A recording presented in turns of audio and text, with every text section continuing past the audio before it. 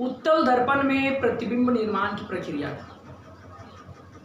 इससे पहले हम लोगों ने पढ़ा लाइट क्या है, लाइट चलता कैसे है, रिफ्लेक्शन क्या है, इमेज कैसे बनता है, समतल दर्पण इमेज कैसे बनता है, इन सब बातों को हमने पढ़ा। अब हम लोग जानेंगे कि इमेज जो है वो कन्वेक्स मिरर में कैसे बनता है। यानी आज हमारा टॉपिक होगा इमेज फॉर्मेशन इन कन्वेक्स मिरर। क्या टॉपिक होगा? Image formation in convex mirror.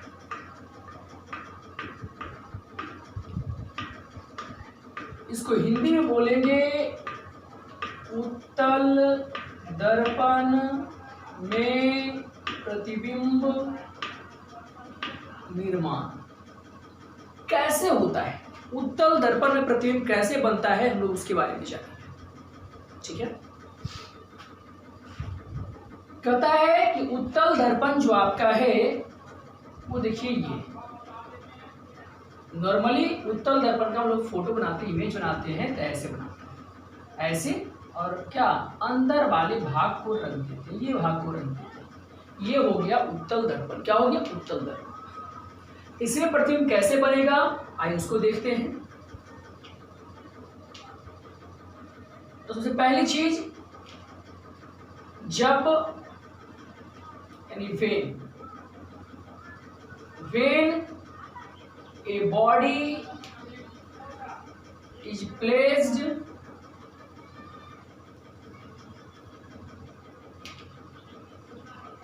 at infinite, जब कोई पिंड अनंत पर स्थित हो, स्थित है ना, तब कैसे प्रतिबिंब बनेगा, ध्यान समझिए। ये उत्तल दर्पण है, उत्तल दर्पण।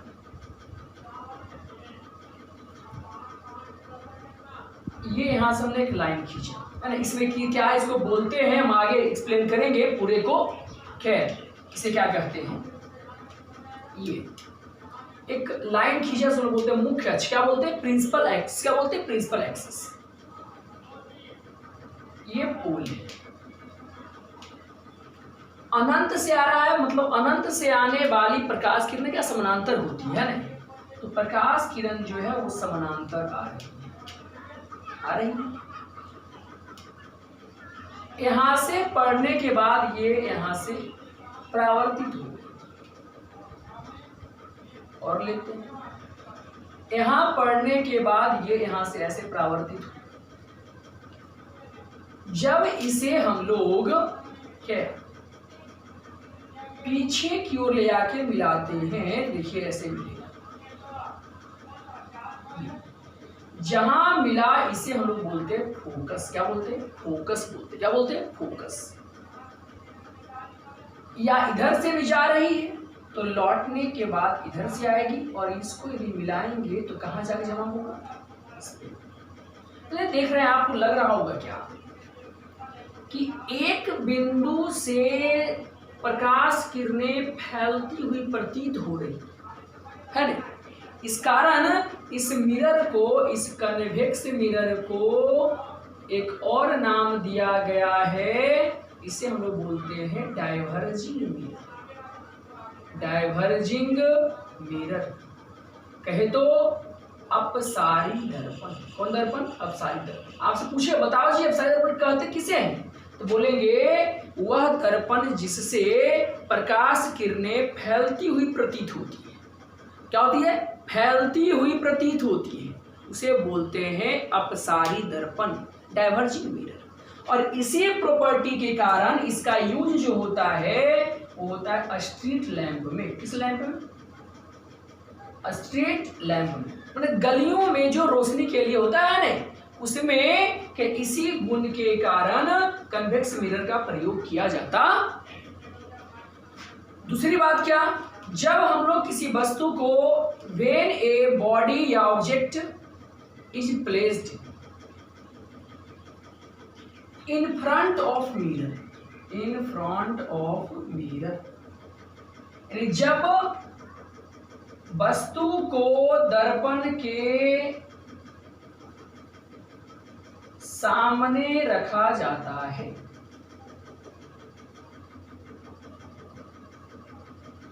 तब क्या होगा, देखिए ध्यान समझिए, नहीं ये दर्पण है, ये प्रिंसिपल एक्सिस है। मान लेते हैं कि वस्तु यहां पे रखी हुई है,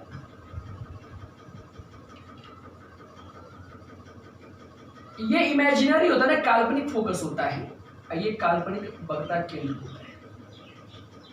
यहां से प्रकाश किरणें समानांतर गई और परावर्तन के बाद लौट गई। इसे हम लोग यदि मिलाएं पीछे ले आके तो फोकस से मिलेगा, और दूसरी प्रकाश किरण जो है उसे हम लोग गुजारते हैं कहां से, सी से। इमेजिन कीजिए ना कि सी से जाके मिला, जहां पे मिला तो सी है, तो प्रतिबिंब यहां बन गया ए डैश बी डैश। तो ये प्रतिबिंब कैसा है, वस्तु से छोटा है। इमेज क्या है, इमेज जो है वो बनता है बिहाइंड मिरर, दर्पण के पीछे बनता है। और जो प्रतिबिंब दर्पण के पीछे बनता है उसे हम लोग बोलते हैं वर्चुअल इमेज। क्या बोलते हैं, वर्चुअल इमेज, यानी काल्पनिक प्रतिबिंब। क्या बोलते हैं, काल्पनिक प्रतिबिंब। और यह क्या है, तो इमेज जो है वो वस्तु से छोटा है, smaller than object, smaller than object, यानी वस्तु से छोटा होता है प्रतिबिंब हमेशा, है नहीं। और इसी गुण का उपयोग हम लोग करते हैं जिसके कारण कन्वेक्स मिरर का इस्तेमाल होता है rear view camera, rear view mirror के रूप में। रियर व्यू मिरर यानी पश्च दृश्य दर्पण, पश्च दृश्य दर्पण। आपसे पूछे बताओ जी कि उत्तल दर्पण का उपयोग पश्च दृश्य दर्पण के रूप में क्यों करते हैं, तो हम लोग बोलेंगे चूंकि उत्तल दर्पण में, कन्वेक्स मिरर में प्रत्येक वस्तु का छोटा प्रतिबिंब बनता है और सीधा बनता है, फलस्वरूप पीछे से आ रही जो भी वाहने हैं, जो भी चीजें हैं, उसका स्पष्ट प्रतिबिंब बनता है और हम आसानी से देख पाते हैं और दुर्घटना से बच जाते हैं। यदि बड़ा प्रतिबिंब बनता, उल्टा प्रतिबिंब बनता, तो हम लोग को पीछे से आ रही वस्तुएं स्पष्ट दिखती नहीं, फलस्वरूप एक्सीडेंट का कारण बन सकता था। लेकिन इसका प्रयोग करने से क्या होता है, सीधा और छोटा प्रतिबिंब बनता है, फलस्वरूप अनेकों प्रतिबिंब बन जाता है, फल हम लोग क्या दुर्घटना से बच जाते हैं। ध्यान रहेगा, प्रॉब्लम नहीं होना नहीं चाहिए, ठीक है। तो ये हुआ कनकेव और कन्वेक्स की बात, कनकेव न कन्वेक्स मिरर की बात। आइए आगे हम चलते हैं, कनकेव मिरर में कैसे इमेज बनता है। हम प्रत्येक शब्द की व्याख्या भी करेंगे। कनकेव मिरर में क्या मुख्य अक्ष है, क्या फोकस है, क्या वक्रता केंद्र है, सब कुछ के बारे में, ठीक है।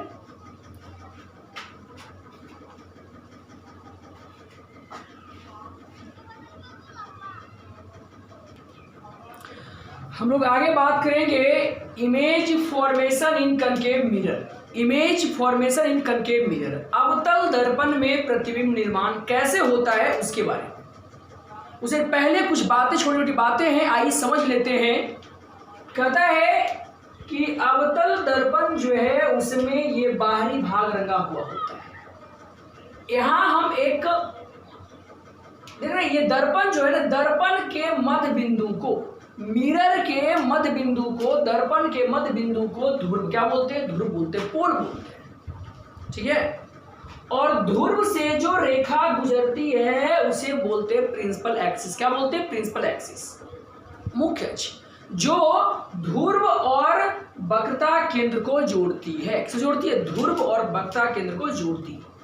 सेंटर ऑफ कर्वेचर और पोल को जो कनेक्ट करती है उस लाइन को बोलते हैं प्रिंसिपल एक्सिस, मुख्य अक्ष। क्या बोलते हैं, मुख्य अक्ष बोलते हैं, है ना।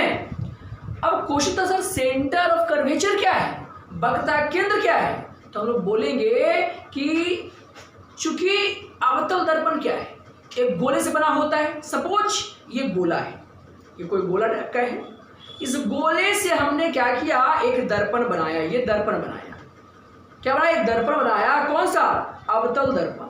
तो ये जो गोला था उस गोले के केंद्र को इस दर्पण का केंद्र कहते हैं, क्या, the centre of a sphere from which mirror, spherical mirror is formed is known as centre of curvature. यानी जिस गोले से दर्पण बना होता है उस गोले के केंद्र को वक्रता केंद्र कहते हैं। क्या कहते हैं, वक्रता केंद्र कहते हैं, लिखते हैं सी से। और अगली बात क्या है, इसको बोलते हैं क्या, एफ, फोकस। फोकस क्या होता है, तो बोलता है कि अनंत से आ रही किरणें परावर्तन के बाद मुख्य अक्ष को जिस बिंदु पर काटती है या काटती हुई प्रतीत होती है। अब क्या, परावर्तन के बाद प्रकाश किरणें मुख्य अक्ष को जिस बिंदु पर काटती है या काटती हुई प्रतीत होती है उसे हम लोग क्या बोलते हैं, फोकस या मुख्य फोकस, प्रिंसिपल फोकस या मेन फोकस या फोकस बोलिए, सब सेम चीज है। अगली बात क्या, इस पोल और फोकस के बीच की दूरी को बोलते हैं फोकस दूरी। क्या बोलते हैं, फोकस दूरी बोलते हैं। और पोल और वक्रता केंद्र के बीच की दूरी को बोलते हैं रेडियस ऑफ कर्वेचर, यानी वक्रता त्रिज्या। क्या बोलते हैं, वक्रता त्रिज्या बोलते हैं। अब हम लोग को पढ़ना क्या है कि अवतल दर्पण में प्रतिबिंब कैसे बनता है। इन सब बातों को आप 10th क्लास में पढ़ चुके होंगे, ध्यान भी आपको होगा, बस अभी बार रिवीजन मार के करवा रहे हैं। इन सब चीज़ों को आप डिटेल से नोट्स बना लेंगे, क्या हम आपको पीडीएफ सेंड कर देंगे लिंक में, कि आप आराम से पीडीएफ डाउनलोड करके आप नोट्स बना लेंगे। समझ लीजिए ध्यान से, है हम बात कर रहे हैं रे डायग्राम यानी image formation in concave mirror. Ray diagram, किरण आरेख खींचना है, कैसे खींचेंगे। पहले क्वेश्चन यही उठता है कि रे डायग्राम है क्या, किरण आरेख है क्या। तो लोग बोलेंगे कि किरण आरेख क्या है, तो इमेज फॉर्मेशन का प्रस्तुतिकरण, जो प्रतिबिंब बनता है कैसे बनता है उसे दिखाना ही क्या है, रे डायग्राम है। तो दिखाना ही क्या है, रे डायग्राम है। Representation of image formation is known as ray diagram. प्रतिबिंब निर्माण का प्रस्तुतिकरण कैसे प्रतिबिंब बनता है, लोग बोलते हैं किरण आरेख। क्या कहते हैं, किरण आरेख। ध्यान दीजिएगा, जब भी किसी दर्पण से आपको किरण आरेख बनाना हो, किसी प्रतिबिंब बनाना हो, तो प्रतिबिंब बनाने के लिए कम से कम 2 किरण चाहिए। 2 किरण मस्ट है, अवश्य है, जरूरी है 2 किरण। बिना 2 किरण के तो इमेज फॉर्मेशन होगा ही है नहीं। अब वो कैसे कैसे किरण कहाँ से गुजर सकता है, हम लोग नॉर्मली फ्रिक्वेंटली किसका इस्तेमाल करते हैं, प्रायः किसका इस्तेमाल करते हैं हम लोग हैं, कि कहाँ से गुजरेगा, कहाँ पर से चला जाएगा, उसके बारे में, है नहीं। तो आगे हम लोग यही जानते हैं कि कैसे कहाँ से प्रकाश किरणें गुजरेगी और आएगी, टकराएगी, कहाँ से गुजर जाएगी। यानी किरण आरेख बनाने के लिए जो किरण होता है उसका गमन क्या है, उसका पथ क्या है, उसके बारे में, ठीक है।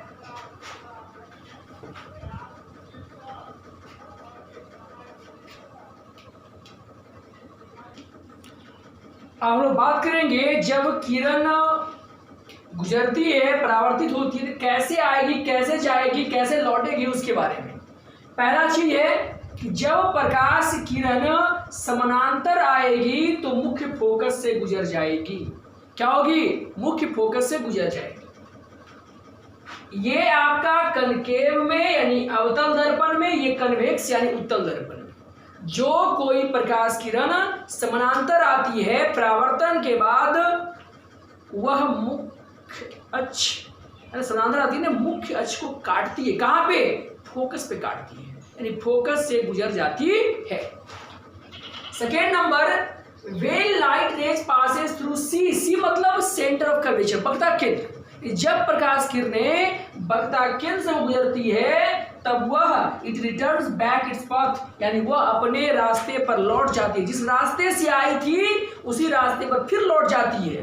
कब, जब वक्रता केंद्र से प्रकाश किरणें गुजरती है तब। कैसे, देखिए यहाँ पर डायग्राम है, यहाँ से प्रकाश किरणें आई, टकराई और लौट गई उसी रास्ते पर। यहाँ देखिए, यहाँ से प्रकाश किरणें आई, टकराई और लौट गई उसी रास्ते पर, ठीक है। तीसरा नंबर होता है when light ray passes through focus. जब प्रकाश किरणें फोकस से होकर गुजरती है, then it becomes parallel to axis, तब वह परावर्तन के बाद मुख्य अक्ष के समानांतर हो जाती है। मुख्य अक्ष के समानांतर हो जाती है। कैसे?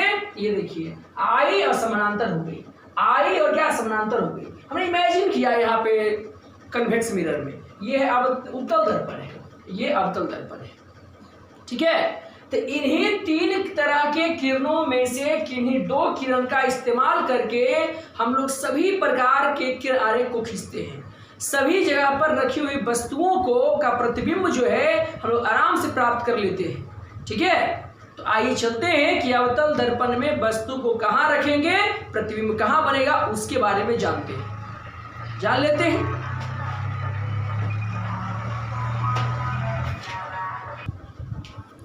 हम लोग बात करते हैं क्या, रे डायग्राम इन कनकेव मिरर। वस्तु को कहाँ रखेंगे अवतल दर्पण में, तो प्रतिबिंब कहाँ बनेगा।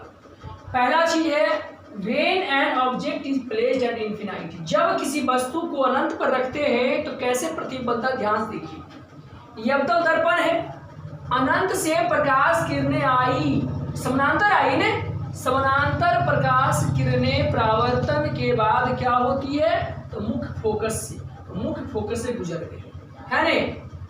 तो यह जो प्रतिबिंब बना वो उल्टा वास्तविक बना, एकदम बिंदु जैसा बना, है ने। कहाँ बना, फोकस पर बना। तो चूंकि देखिए यहाँ ध्यान से समझिए, यहाँ पर चूंकि सभी प्रकाश किरणें जो समानांतर आ रही है एक बिंदु पे जमा होती है, इस गुण को हम लोग बोलते हैं कन्वर्जेंस बोलते हैं। इस कारण इस मिरर का नाम है कन्वर्जिंग मिरर, यानी अभिसारी दर्पण। कौन दर्पण, अभिसारी दर्पण। कौन दर्पण, अभिसारी दर्पण। और इसी गुण का हम लोग प्रयोग करते हैं, सर्च लाइट होता है जो टॉर्च बोलते हैं, टॉर्च में डॉक्टर लोग प्रयोग करता है ने। किसका, इसी गुण के कारण इसका प्रयोग किया जाता है डॉक्टर के द्वारा, या सर्च लाइट यानी टॉर्च ये सब के रूप में।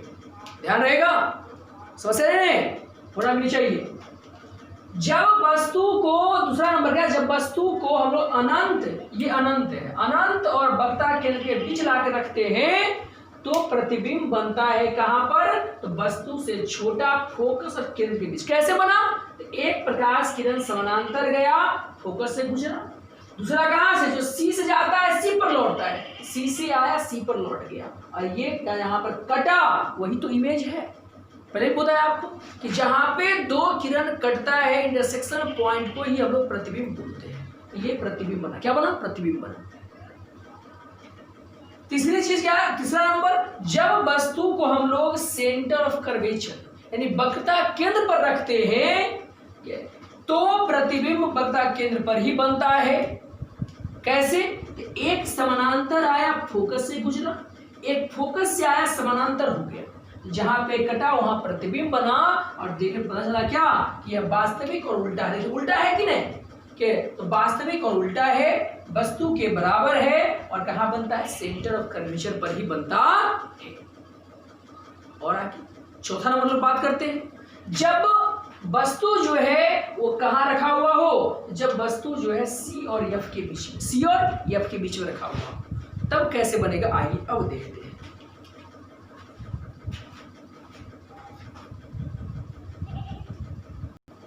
अब हम लोग बात कर रहे हैं क्या कि जब वस्तु F और C के बीच हो, F और C के बीच हो तब कैसे प्रतिबिंब बनेगा। तो कहता है कि ये वस्तु है, एक किरण यहां से आई F से गुजर गई, अगला F से आई और क्या यहाँ पैरेलल हो गई, अब कटा जगह पे C के बाद, C और अनंत के बीच बनता है प्रतिबिंब, है ने।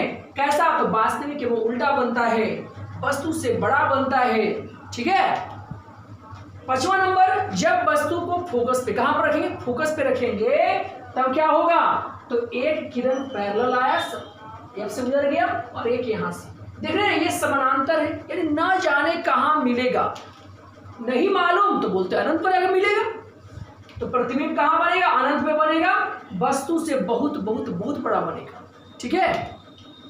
और कैसा, रियल इन्वर्टेड, वास्तविक और उल्टा बनेगा। अगला ध्यान है सबसे इंपॉर्टेंट ये, जब वस्तु को फोकस के भीतर रखेंगे तब कैसे प्रतिबिंब बनेगा, ध्यान से देखिएगा। एक प्रकाश किरण समानांतर आई, समानांतर आने के बाद मुख्य फोकस से गुजर गई। दूसरा प्रकाश किरण जो है वो आपका वक्रता केंद्र से गुजर गई, यहाँ पे आई और यहीं पे लौट गई। इसको जब आप आगे बढ़ाइएगा, देखिए आगे बढ़ाते हैं, ऐसे ऐसे ऐसे ऐसे ऐसे, ये यहाँ से आया ऐसे ऐसे ऐसे ऐसे ऐसे ऐसे यहाँ, ये देखिए ये बन गया प्रतिबिंब A डैश B डैश। आपको क्या लगता है ये वस्तु से छोटा है क्या? नहीं सर बहुत बड़ा है। सीधा है या उल्टा है? तो सर ये क्या है, सीधा है। तो यहाँ पर जो इमेज बना वो इमेज बना कैसा, तो पहला नंबर ये बना वर्चुअल और इरेक्ट, मतलब काल्पनिक बना और सीधा बना, काल्पनिक बना और सीधा बना। सेकेंड नंबर के टू लार्ज, बहुत बड़ा बना। और तीसरा नंबर कहाँ बना, तो बिहाइंड मिरर, क्या बना, बिहाइंड मिरर बना, दर्पण के पीछे बना। कहाँ बना, दर्पण के पीछे बना। ये सबसे हटके है, सब में दर्पण के आगे बन रहा है, दर्पण के पीछे बना। इसका गुण, इसका उपयोग में दिखूंगा। इसी गुण का उपयोग हम लोग करते हैं हजामती दर्पण में।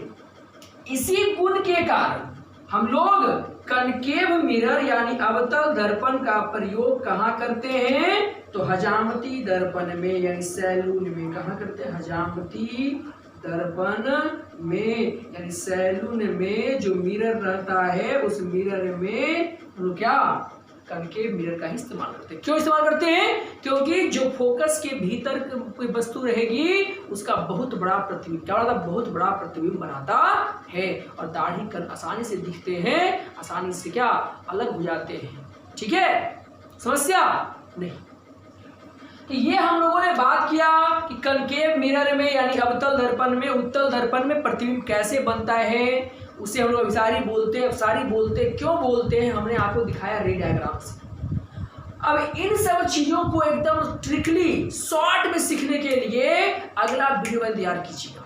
हम अगले वीडियो में आपको ये बताएंगे कि कैसे न्यूमेरिकल चुटकी में बनाते हैं, एकदम आसान, के क्वेश्चन देखे आंसर लिख देना है।